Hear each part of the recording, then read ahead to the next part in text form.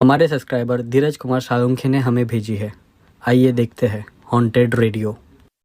ये बात 4 साल पहले की है, जब मैं मेरे माँ और बीवी रेशमा के साथ सोलापुर शिफ्ट हुआ था। मेरे बॉस ने मुझे एक घर रेंट पर दिलवाया था। घर काफी अच्छा और बड़ा था। लिविंग रूम के बगल वाला कमरा माँ को पसंद आया, इसीलिए हमने उनका सामान उसी कमरे में शिफ्ट करवाया था। हम सब खुश थे, लेकिन हम ये नहीं जानते थे कि हमारी खुशी जल्द ही खत्म हो जाने वाली थी।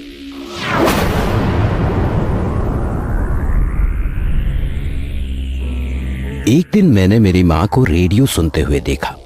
वो अपने कमरे में आराम कुर्सी पर गोद में रेडियो लिए बैठी थी। वो काफी खुश लग रही थी। रेडियो पर गाना चल रहा था। शिकवा नहीं, शिकवा नहीं, शिकवा नहीं। माँ को खुश देख मैंने चुपके से उनकी तस्वीर खींची। उन्हें खुश देख मैं भी खुश हो गया, लेकिन मुझे ये समझ नहीं आ रहा था कि वो पुराना काले रंग का रेडियो किसका है। माँ, ये रेडियो किसका है?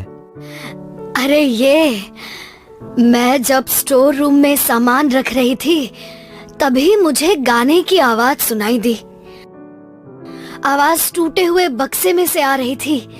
मैंने बक्सा खोला तो उसमें ये रेडियो निकला। ठीक ठाक चल रहा था, इसलिए मैंने इसे रख लिया। मुझे लगा कि होगा लैंडलॉर्ड का, इसीलिए मैंने ज्यादा ध्यान नहीं दिया। लेकिन उसके बाद माँ का उस रेडियो के प्रति लगाव बहुत बढ़ गया। वो हमेशा उस रेडियो पर वही गाना सुनती। तेरे बिना जिंदगी से कोई शिकवा। यहाँ तक कि वो अपने कमरे से बाहर नहीं निकलती थी। बस वो रेडियो अपनी गोद में लेकर कुर्सी पर आंखें बंद कर गाना सुनती।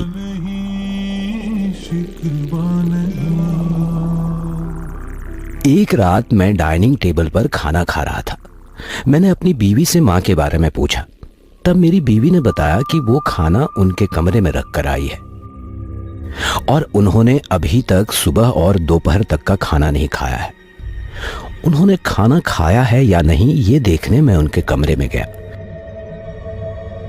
मैंने देखा कि वो अभी भी उस कुर्सी पर रेडियो गोद में रखकर आंखें बंद कर गाना सुन रही हैं। वही गाना उनके बगल वाले टेबल पर खाने की प्लेट जैसी की तैसी थी। ये देख मैं गुस्सा हो गया। मैं उनके पास गया और मैंने वो रेडियो उठा लिया और उसे बंद कर दिया। ये क्या है माँ, आप खाना क्यों नहीं खा रही? हमेशा इस गंदे रेडियो से चिपकी रहती हैं आप। ये सुन माँ मुझ पर ही गुस्सा हो गई और उन्होंने कुर्सी से उठकर मुझे चांटा मारा और मुझ पर चिल्लाते हुए बोली, ये गंदा नहीं है, चले जाओ यहाँ से, जाओ जाओ यहाँ से। मेरी माँ ने मुझे चांटा मारा था। मेरे बचपन में जब पापा गुजर गए थे, तब से मेरी माँ ने मुझे कभी भी नहीं मारा था,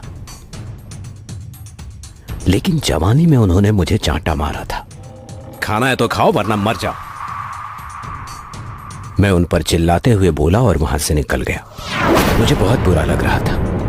उस रात मैं बगैर खाना खाए ही बेड पर लेट गया। मुझे तो लगता है कि माँ जी उस रेडियो के चक्कर में पागल हो गई है। मैं मेरी बीवी पर चिल्लाते हुए बोला, चुप कर, वो पागल नहीं है। कि तभी हमें माँ की चीखने की आवाज सुनाई दी।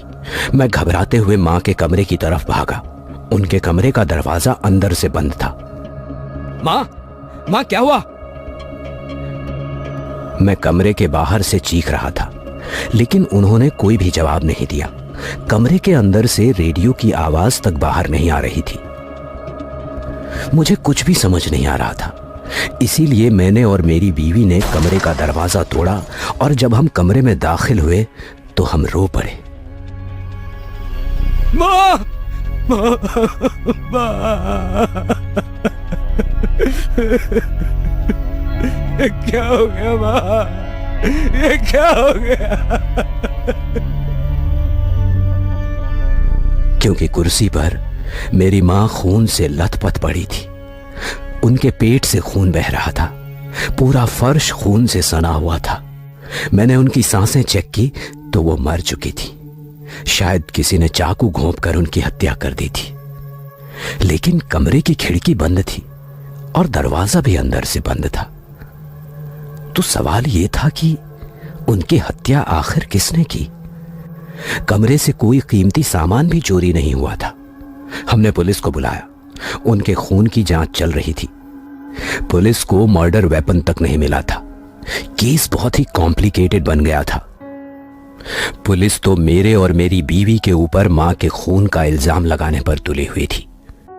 कुछ दिन बीत गए। मां के इस तरह चले जाने से मैं और मेरी बीवी काफी दुखी थे। एक रात मैं ऑफिस से लौटा तो मैंने रेडियो की आवाज सुनी। आवाज मां के कमरे से आ रही थी। मैं उस कमरे में गया तो कमरे में मां की कुर्सी पर मेरी बीवी बैठी थी और उसकी गोद में वही गंदा पुराना रेडियो था। वो रेडियो मां की मौत के बाद से हमें कहीं भी दिखाई नहीं दिया था। न जाने मेरी बीवी को वो कैसे मिला था। मैंने बीवी को अपने कमरे में चलने के लिए कहा, लेकिन उसने मना कर दिया और उसने कहा, अब से यही मेरा कमरा है। मैं भी उससे झगड़ा करने के मूड में नहीं था, इसीलिए मैं अपने कमरे में चला गया। लेकिन उस दिन से मेरी बीवी के बर्ताव में काफी बदलाव आए। वो भी मां की तरह उस रेडियो पर वही गाना सुनने लगी। रात को यहां तक कि वो खाना तक नहीं बनाती थी, घर का काम तक वो नहीं करती थी। इसीलिए मैंने एक सर्वेंट रख लिया और मेरी बीवी 24 घंटे उसी रेडियो से चिपके हुए मां के कमरे में रहने लगी, जो कि लिविंग रूम के बगल में ही था। एक दिन मैं ऑफिस में काम कर रहा था कि तभी लैंडलॉर्ड का कॉल आया। मैंने रेंट भरने में देरी की थी, इसीलिए उन्होंने कॉल किया था। बातें करते हुए उन्होंने मुझे मां के बारे में पूछा। तब मैंने उन्हें बताया कि उनका देहांत हो चुका है। मां के साथ बहुत बुरा हुआ, लेकिन ये सब कैसे हुआ? रोज की तरह मां रात को लिविंग रूम के बगल वाले कमरे में रेडियो सुन रही थी। तेरे बिना जिंदगी से कोई शिकवा तो नहीं, ये उनका पसंदीदा गाना था। जब मैंने उन्हें देखा था तो वो चैन से वो गाना सुन रही थी, लेकिन जैसे ही मैं कमरे में गया कुछ ही देर में उनकी चीख सुनाई दी। हम जैसे ही वहां पहुंचे, किसी ने चाकू घोंपकर उनकी हत्या कर दी थी। ये सुन लैंडलॉर्ड चौंक गया। दीक्षित जी, कुछ तो गड़बड़ है, बहुत बड़ी गड़बड़ है। क्या गड़बड़ है? अब आप ये मत कहना कि वो रेडियो काले रंग का है और आपकी माताजी को वो घर में कहीं पर मिला था। हाँ, बिल्कुल वैसा ही है। आप मेरा यकीन नहीं करेंगे, मैं और मेरे पिताजी हम दोनों ही इस घर में रहते थे। पिताजी अकेले होने के कारण उनका उस वक्त साथ देने के लिए बस ये रेडियो ही था। वो हर शाम इस पर एक ही गाना सुनते रहते थे।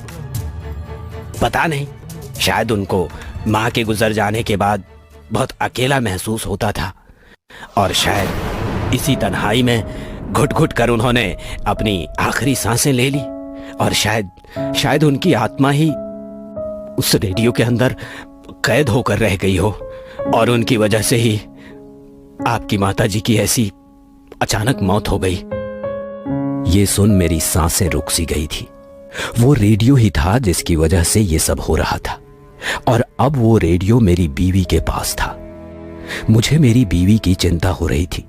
मैंने तुरंत उसे कॉल भी किया, लेकिन बार बार कॉल करने के बाद भी वो कॉल रिसीव नहीं कर रही थी।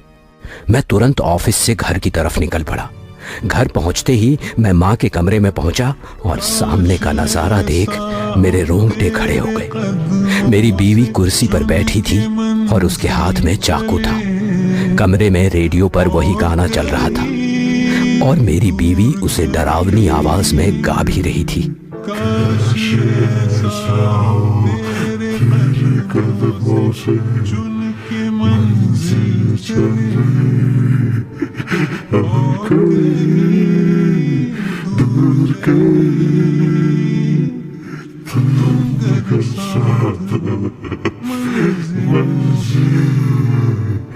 कभी तो जिंदगी से कोई उसकी आवाज किसी बूढ़े आदमी की तरह आ रही थी। उसकी आंखों की पुतलियां सफेद पड़ चुकी थी। रेशमा, तुम ये क्या कर रही हो? और तुम्हारे हाथ में ये चाकू क्यों है? मेरी बात सुनकर भी रेशमा कोई जवाब नहीं दे रही थी, बस एक टक रेडियो को घूरे जा रही थी। उसे ऐसे देखकर मेरा दिल बैठा जा रहा था और गुस्सा भी बहुत आ रहा था। तो मैंने फिर से उसे चिल्लाकर पूछा, तुम कुछ जवाब क्यों नहीं दे रही हो रेशमा? मेरी बात सुनो।